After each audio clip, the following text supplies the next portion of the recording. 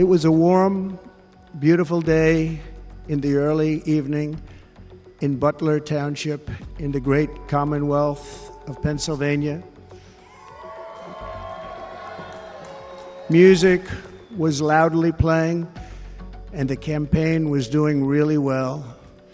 I went to the stage, and the crowd was cheering wildly. Everybody was happy. I began speaking very strongly, powerfully, and happily,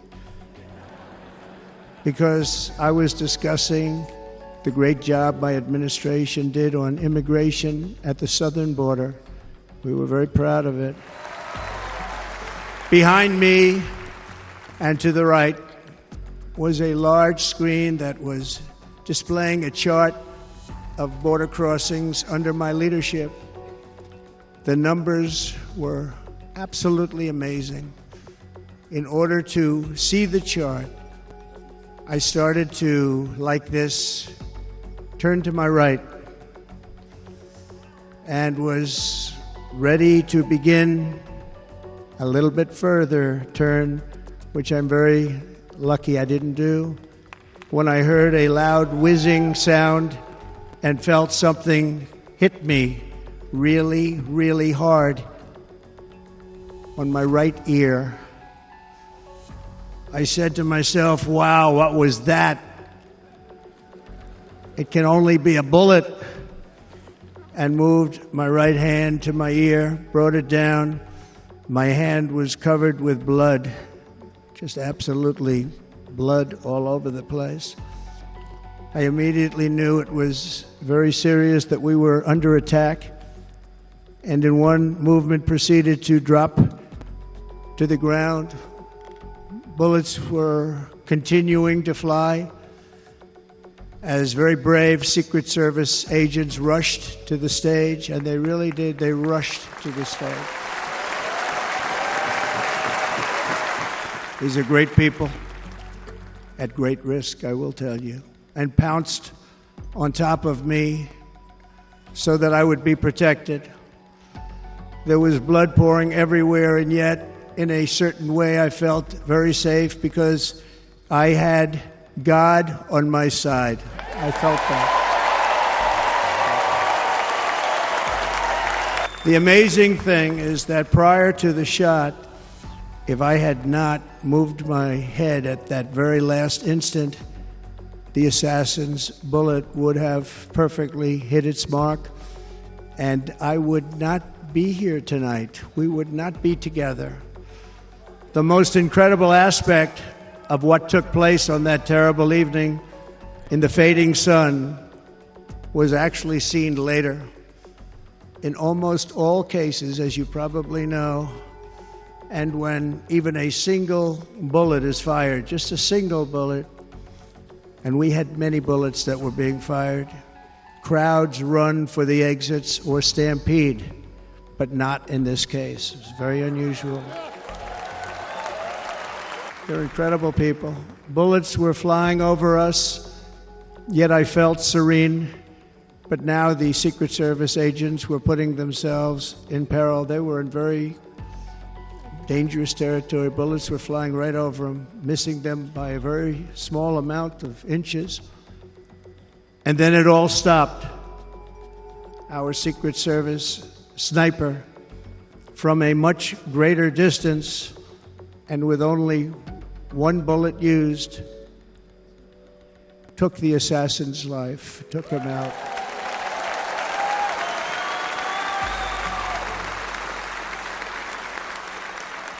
I'm not supposed to be here tonight.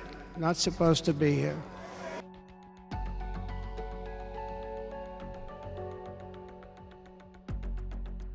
And I'll tell you, I stand before you in this arena only by the grace of Almighty God. In watching the reports over the last few days, many people say it was a providential moment. Probably was. When I rose surrounded by Secret Service, the crowd was confused because they thought I was dead. And there was great, great sorrow. I could see that on their faces as I looked out. They didn't know I was looking out. They thought it was over. But I could see it, and I wanted to do something to let them know I was okay. I raised my right arm, looked at the thousands and thousands of people that were breathlessly waiting, and started shouting, "Fight, fight, fight." Thank you. Once my clenched fist went up, and it was high into the air, you've all seen that, the crowd realized I was okay and roared with pride for our country like no crowd I have ever heard before. Never heard anything like it. For the rest of my life, I will be grateful for the love shown by that giant audience of patriots that stood bravely on that fateful evening in Pennsylvania. Tragically, the shooter claimed the life of one of our fellow Americans, Corey Comperatore. Unbelievable person, everybody tells me. Unbelievable.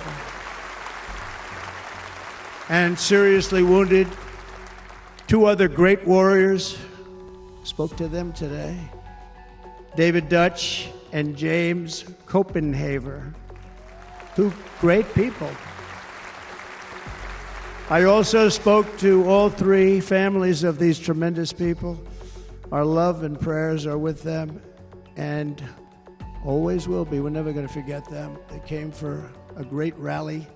They were serious Trumpsters, I want to tell you. They were serious Trumpsters, and still are. But Corey, unfortunately, we have to use the past tense. He was incredible. He was a highly respected former fire chief, respected by everybody. Was accompanied by his wife, Helen, incredible woman. I spoke to her today, devastated, and two precious daughters. He lost his life selflessly acting as a human shield to protect them from flying bullets. He went right over the top of them and was hit. What a fine man he was. I want to thank the fire department and the family for sending his helmet, his outfit, and it was just something, and they're going to do something very special when they get it. But we did something which cannot match what happened, not even close. But I am very proud to say that over the past few days, we've raised $6.3 million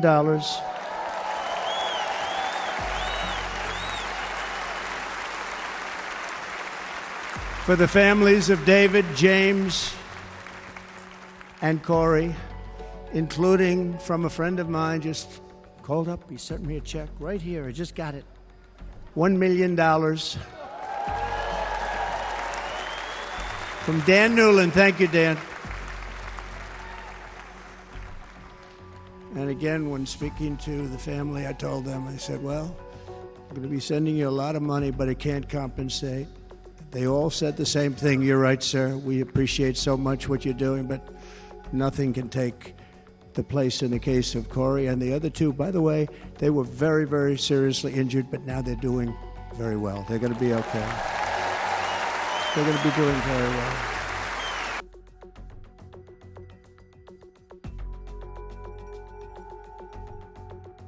And thank you, Dana. Thank you, Kid Rock, sometimes referred to as Bob. And thank you, Lee, right from the beginning. Thank you very much. What a talent. What a beautiful, beautiful soul. Thank you. Friends, delegates, and fellow citizens, I stand before you this evening with a message of confidence, strength, and hope. 4 months from now, we will have an incredible victory, and we will begin the 4 greatest years in the history of our country. Together we will launch a new era of safety, prosperity, and freedom for citizens of every race, religion, color, and creed. The discord and Division in our society must be healed. We must heal it quickly. As Americans, we are bound together by a single fate and a shared destiny. We rise together or we fall apart. I am running to be president for all of America, not half of America, because there is no victory in winning for half of America. So tonight, with faith and devotion, I proudly accept your nomination for President of the United States. Thank you.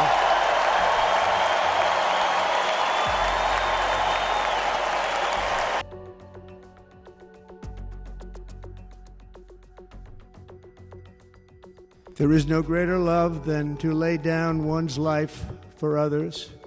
This is the spirit that forged America in her darkest hours, and this is the love that will lead America back to the summit of human achievement and greatness. This is what we need. Despite such a heinous attack, we unite this evening more determined than ever. I am more determined than ever, and so are you. So is everybody in this room. Our resolve is unbroken and our purpose is unchanged to deliver a government that serves the American people better than ever before. Nothing will stop me in this mission because our vision is righteous and our cause is pure. No matter what obstacle comes our way, we will not break, we will not bend, we will not back down, and I will never stop fighting for you, your family, and our magnificent country. Never.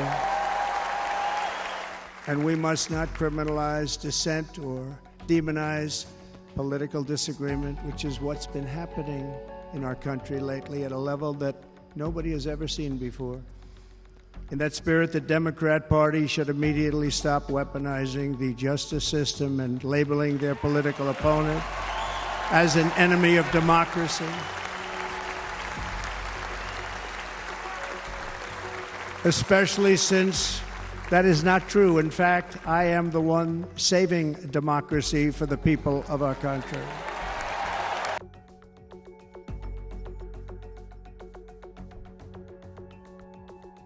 Less than 4 years ago, I handed this administration the strongest border in American history.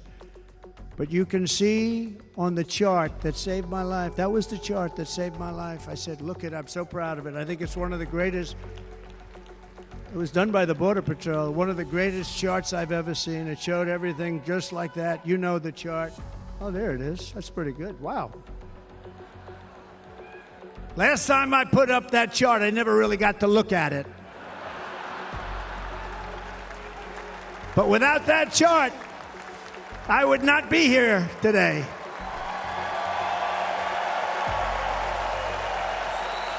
Never got to look at it.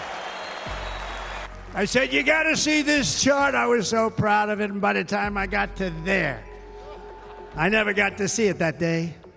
It is an invasion indeed, and this administration does absolutely nothing to stop them. They're coming from prisons, they're coming from jails, they're coming from mental institutions and insane asylums. But we become a dumping ground for the rest of the world, which is laughing at us. They think we're stupid. And they can't believe that they're getting away with what they're getting away with, but they're not going to be getting away with it for long. That's what I can tell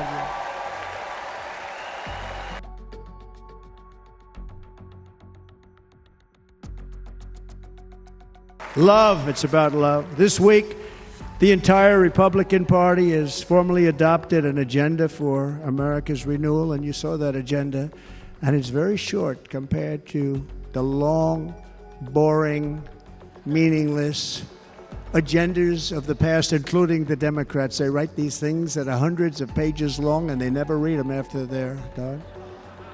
In their case, fortunately, they don't read them because they're pretty bad. It's a series of bold promises that we will swiftly implement when you give us a Republican House. And Mr. Speaker, thank you very much. We have our great Speaker of the House with us tonight. Mr. Speaker, thank you very much. Thank you. a Republican Senate. We have many senators here. And send me back to our beautiful White House just a few short months from now. We're talking about just months. It can't come fast enough. We have to get it done. First, we must get economic relief to our citizens. Starting on day one, we will drive down prices and make America affordable again. We have to make it affordable. It's not affordable. People can't live like this.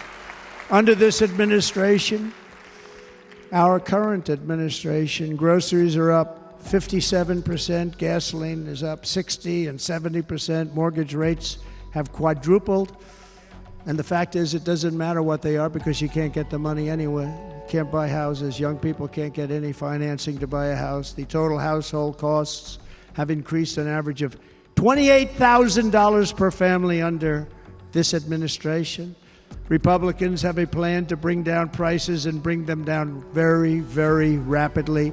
By slashing energy costs, we will in turn reduce the cost of transportation, manufacturing, and all household goods. So much starts with energy.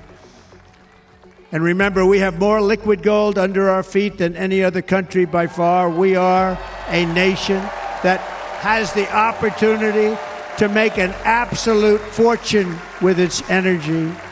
We have it, and China doesn't. Under the Trump administration, just 3.5 years ago, we were energy independent.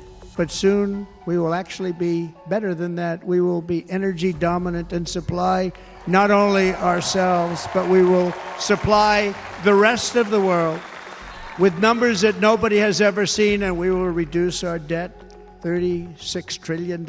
We will start reducing that, and we will also reduce your taxes still further.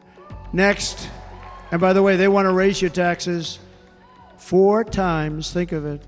And all my life, I grew up watching politicians. I always loved politics. I guess I was on the other side. I'd watch and they were always talking about, we will give you a tax cut. We will give you a tax cut. My whole life, I was watching, I will give you a tax cut, right, Mr. Congressman? That's all they talked about. This is the only administration that said, we're going to raise your taxes by 4 times what you're paying now, and people are supposed to vote for them? I've never heard it. You're paying too much. We're going to reduce your taxes still further. We gave you the biggest one, as I said. We're going to give you more, and it's going to lead to tremendous growth. We want growth in our country. That's what's going to pay off our debt.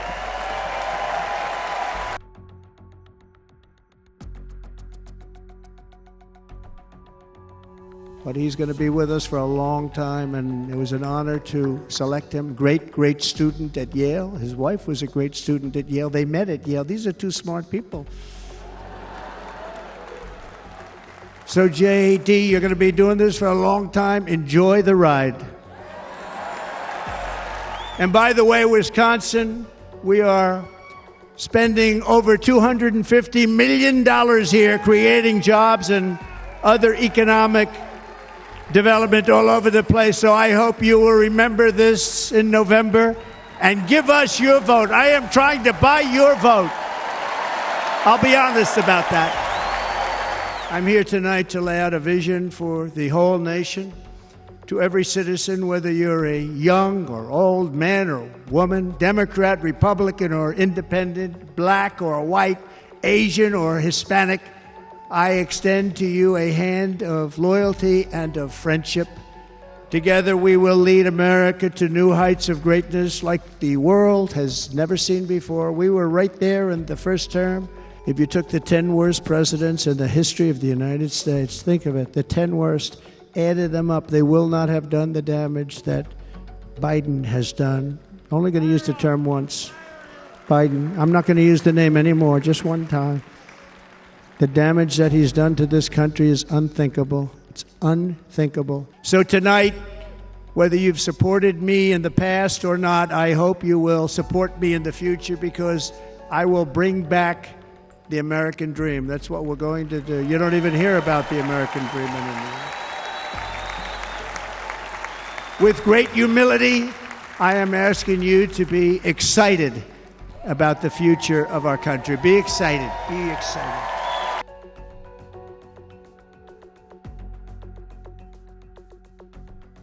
So to conclude, just a few short days ago, my journey with you nearly ended. We know that. And yet, here we are tonight, all gathered together, talking about the future, promise, and a total renewal of a thing we love very much. It's called America.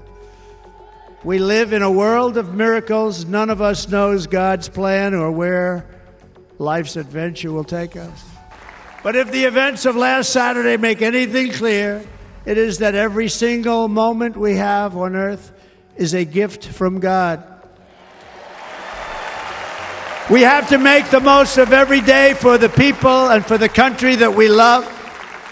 The attacker in Pennsylvania wanted to stop our movement, but the truth is the movement has never been about me. It has always been about you. It's your movement. It's the biggest movement in the history of our country by far. Can't be stopped. It can't be stopped. It has always been about the hardworking, patriotic citizens of America. Just like our ancestors, we must now come together, rise above past differences. Any disagreements have to be put aside and go forward, united as one people, one nation, pledging allegiance to one great, beautiful, I think it's so beautiful, American flag. Tonight I ask for your partnership, for your support, and I am humbly asking for your vote. I want your vote. Going to make our country great again. Together we will save this country, we will restore the republic, and we will usher in the rich and wonderful tomorrows that our people so truly deserve. America's future will be bigger, better, bolder, brighter, happier, stronger, freer, greater, and more united than ever before. And quite simply put, we will very quickly make America great again. Thank you very much. Thank you very much, Wisconsin. God bless you. God bless you, Wisconsin, and God bless the United States of America, our great country. Thank you very much, everybody. Thank you.